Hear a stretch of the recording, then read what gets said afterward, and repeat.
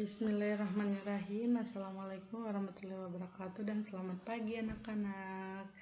Bagaimana kabar kalian hari ini? Sehat? Tetap semangat ya mengikuti aktivitas sehari-hari dan jangan lupa ikuti kesehatan protokol.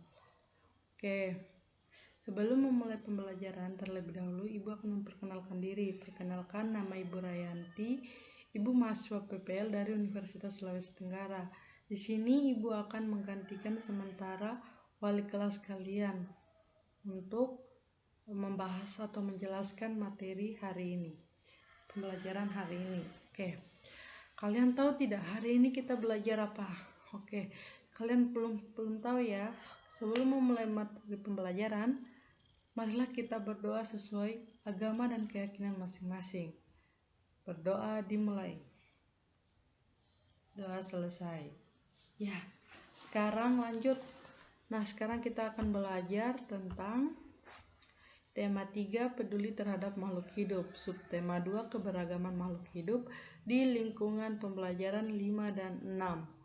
Oke, kalian pasti akan berangan-angan, apa sih keberagaman makhluk hidup di lingkungan pembelajaran 5 dan 6? Iya, lanjut saja ya daripada penasaran.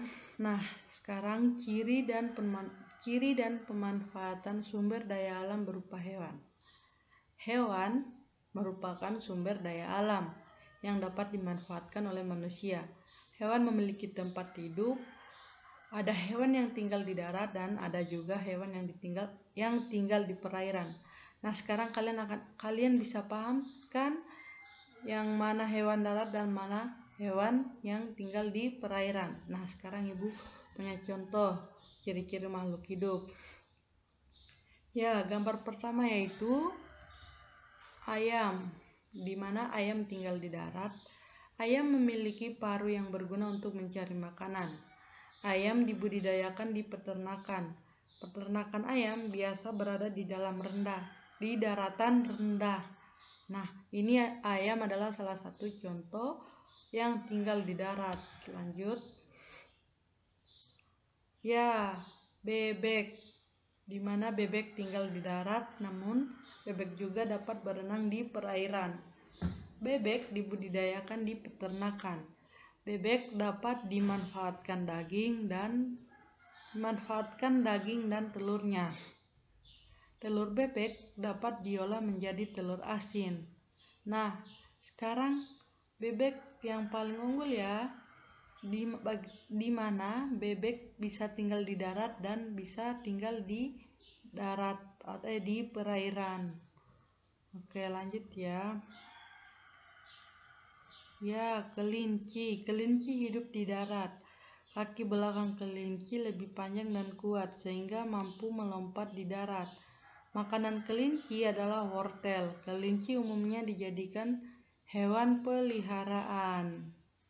Ya, lanjut. Selanjutnya ikan hidup di air. Ikan digolongkan menjadi 3 jenis, yaitu ikan air tawar, ikan air payau, dan ikan air laut. Ada yang dimanfaatkan sebagai makanan. Ada juga ikan yang dimanfaatkan sebagai ikan peliharaan. Ikan peliharaan memiliki tempat hidup di akuarium atau kolam ikan. Nah, sekarang kalian bisa paham kan perbedaan hewan yang tinggal di darat dan hewan yang tinggal di perairan. Salah satunya ada ayam, bebek, ikan, dan kelinci. Lanjut. Apresiasi terhadap hasil karya seni mozaik. Nah, sekarang kalian akan bertanya-tanya kan, apa sih itu seni karya mozaik? Ya, mozaik merupakan karya seni yang indah. Kita harus mengapresiasi karya seni tersebut. Apresiasi merupakan pemberian nilai yang baik terhadap suatu karya. Contoh gambar mozaik yaitu kupu-kupu. Kalian bisa paham di sini kan? Oke, lanjut ya. Laporan wawancara, di mana kita mengajukan berbagai pertanyaan untuk menggali informasi penting dari narasumber saat wawancara. Semua informasi yang kita dapat sebaliknya tidak hanya kita ingat, melainkan kita catat dalam bentuk laporan hasil wawancara. Laporan hasil wawancara bertujuan untuk memudahkan orang lain membaca dan mengetahui informasi penting yang telah kita peroleh.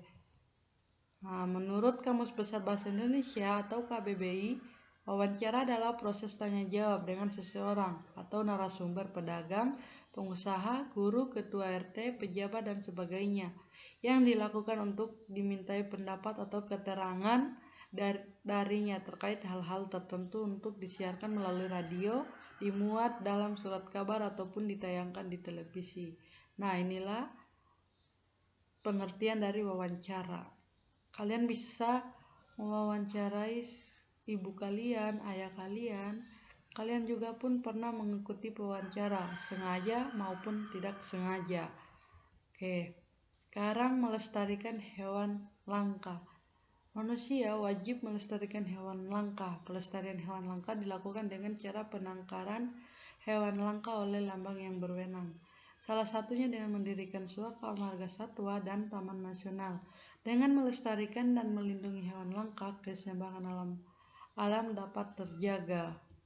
Nah, ini contoh gambar hewan langka, di mana terdapat ada harimau, komodo, badak, dan orangutan. Ini hewan langka yang di Indonesia.